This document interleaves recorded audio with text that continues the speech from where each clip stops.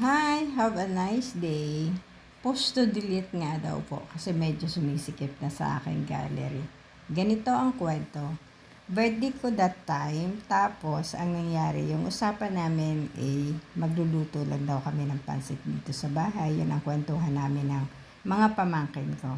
So, dumating sila, tapos nabago yung desisyon. So, magkakabali na lang daw tayo, ang sabi, para wala masyadong gagawin, walang palengke, walang luto, walang hugas. So, ganun ang nangyari. Pumunta kami ng Kabalin. Sa Kabalin po kasi, pag araw ng birthday mo mismo, that time ay libre ka dyan. So, ang regular talaga payment dyan, pag weekdays ay nasa 599 ang payment niya. Pero pag holiday, 700. Pero pag birthday celebrant ka, libre ka dyan. So, yun ang napag-usapan namin. Ilang beses na rin naman nangyari sa amin yan dyan. That time na pumupunta kami dyan pag isa sa amin ay merong birthday. So, kahit hindi mo pa talaga totally birthday sa araw na yan, basta month, birthday mo na talaga, libre ka dyan. So, ayun, pagdating namin dyan sa Kabalin, hindi pa kami talaga nakapasok agad-agad kasi may mga nakapila, kailangan na mag-antay ka ng upuan kung ilang piraso kayo. So, kailangan namin mag-antay. Nag-antay kami ng mga sandaling yan dyan. Kasama kaming baby, si Bibi Bree. Tapos, ayan, konting antay-antay lang. Kasi nga, so maraming tao, maraming nakapila. So, ang bata nga dyan, 3 feet to 4 feet, wala pa siyang bayad. So, ayun, ganun ang nangyari. So, row VTR.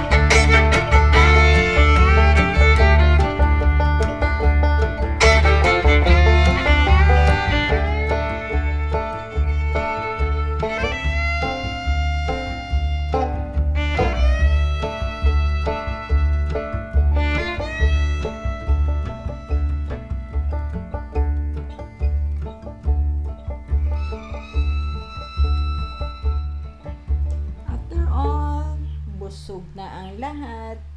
Ang dami ko ring nakain that time kasi ang dami talagang choices na pwede mo kain. That's all for today. Thank you for watching. Bye!